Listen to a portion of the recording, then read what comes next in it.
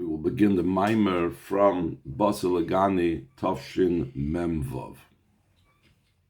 Also, obviously, speaking about chapter 16, but of course, he's going to have to lead into it by introducing what we learned earlier, or what the Frierdiker Rebbe speaks about earlier.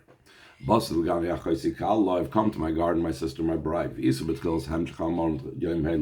brought down at the beginning of the series of Mamorim of the Frierdiker Rebbe's yahrzeit. That was given by the one whose yahrzeit it was, to publish it for that day. At least the first section of the series, the first five Mamorim of Basi Legani was given out for the day of Yud Shvat. The Frierdiker Rebbe couldn't speak at that time to say Mamorim, so he gave out Mamorim. So he gave out the first 5 Mamorim in the Hemshech for that Shabbos. What it says, what they say to Chacham in Medrash Rabbah, on its place, meaning on that pasuk in Shir Hashirim, Legani, Legnuni. Why does it say to my garden? It could have just said I came to a garden, the garden. What's it? My garden, Legnuni, to my special place, to my unique place. The main place that I was initially, the Ikar Shechina b'tachtonim, the primary place of the Shechina, and the primary Shechina, as it's explained in the other Mamorim, was down here below. And afterwards, by the cause of untoward things and negative things, there were 7 matters that caused the departure and a rising of the Shekhinah from below to above, from the earth until the 7th heaven. And afterwards there were 7 tzaddikim, the way the Medrash enumerates them, starting from Avraham Avinu until we get to Moshe, that brought down the Shekhinah from the 7th heaven, from above to below, Ad Moshe Rabbeinu Shu Hashvi, until Moshe Rabbeinu, which is the 7th, and all the 7th are favored and beloved. That drew down the Shekhinah from the first firmament, the first heaven to the earth, meaning the first, when you count going from bottom up, and the 7th heaven is the most distance, the first is the closest to us. That's also the idea, that the making of the Mishkan, in the Matan Torah, and prior to that also Matan Torah, these 2 events had to be done by the Moshe Rabbeinu, had to be done through Moshe Rabbeinu. Because since he's the 7th, and all the 7th are special and beloved, so therefore, he was the one that had to draw down the Shekhinah in the way the Shekhinah was drawn down from the first Rakia to the Aretz by Matan Torah, and even more so in a stronger way of being brought down in a more established and kavudik way in the building of the Mishkan.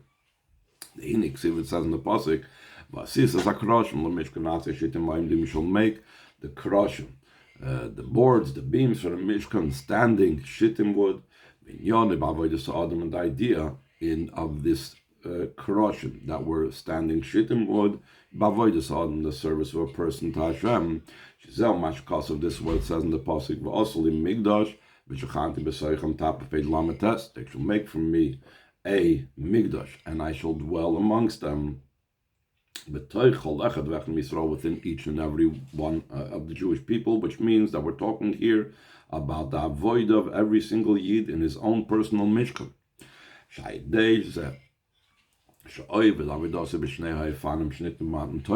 Through this, that he does his service in the 2 types of approaches that were given in Matan Torah, Anoichi,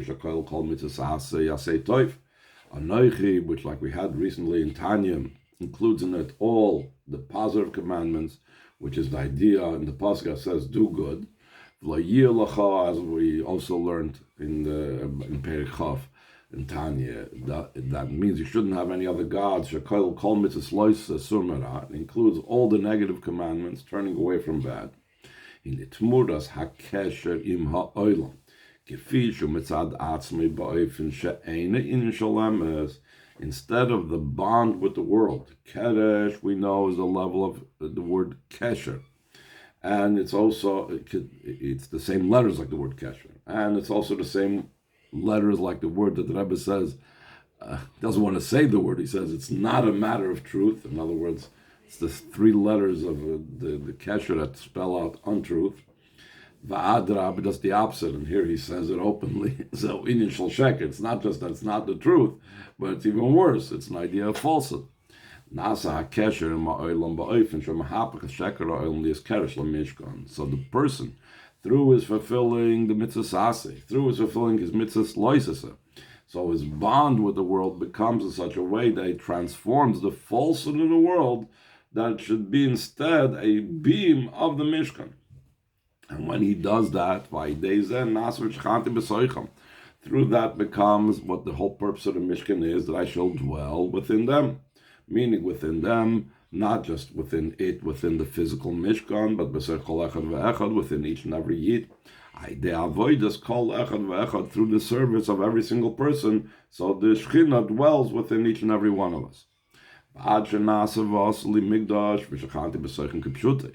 it becomes a literal, the simple meaning that they will build for me a physical Beis HaMikdash, and I shall dwell amongst them. And that physical Beis HaMikdash began, it began with the Mishkan that was in the Midbar. And afterwards, it continued b'hamikdash.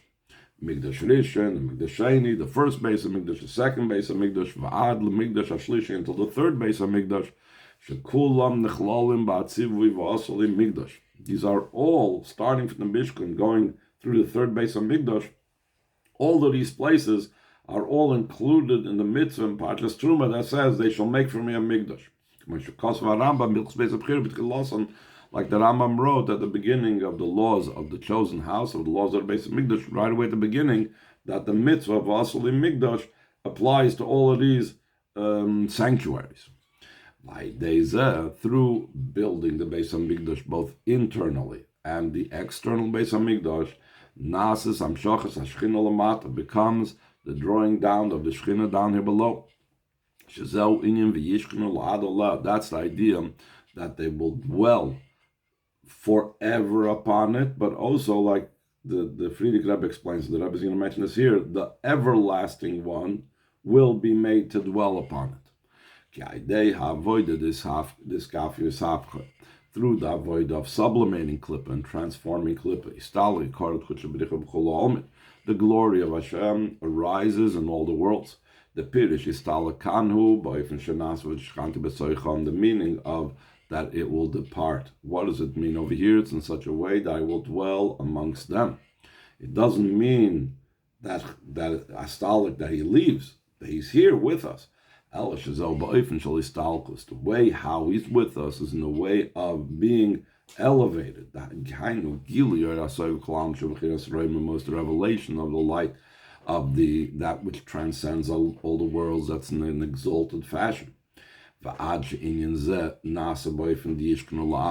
degree that it becomes in the way of an everlasting way of resting. That indicates the idea of that it's something that's ongoing and everlasting and doesn't stop. Top of page mem. To be able to affect a change and a transformation of the world, that should be a home for the Eibishter, as the world was before the untoward things that caused the Shekhinah to leave this earth and go up. And not just it should be as it was before, but as the Rebbe always talks about, it has to be better than it was before. But Yeser says, Yeser ois, in a much more powerful and stronger way, it has to be the return of the Shekhinah to the world than what it was before all the negative things. Why will it be better? Since it was added the advantage that the tzaddikim will eventually return and do tshuva. So therefore we have both the mile of tzaddikim and the mile of Baal Tshuva, so we get that higher level that we wouldn't have before when we'd only be the level of tzaddikim. To be able to accomplish that and reach that, you need to have a great war. It's connected with a great service and great work. And we see another concept of Avodah Gedolah, and that's the idea of Simcha. Showing the Rambam in the Gelin and Simcha Shiyismchad and Basiyas Kol Mitzvah, like the expression of the Rambam concerning the idea of joy, that a person has to be rejoicing in performing every mitzvah. Shenamar, as it says, since you do not serve Hashem your God with joy and gladness of heart. And the Rambam qualifies it, says, it's a great avoida. And greatness, the Rebbe says, means to such a degree as beyond measure and boundary.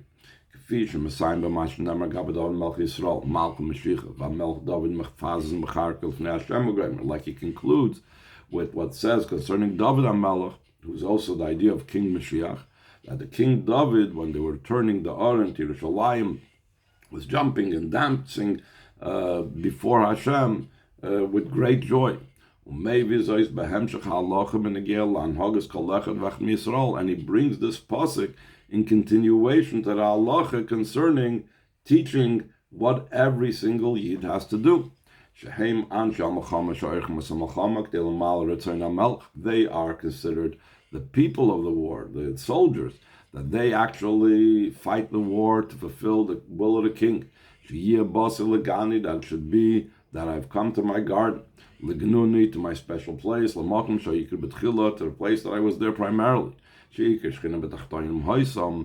the main Shechinah was down here below. Moving on, it's understood. To be able to go to war and to establish the victory according to the will of the king, they need unique powers and capabilities.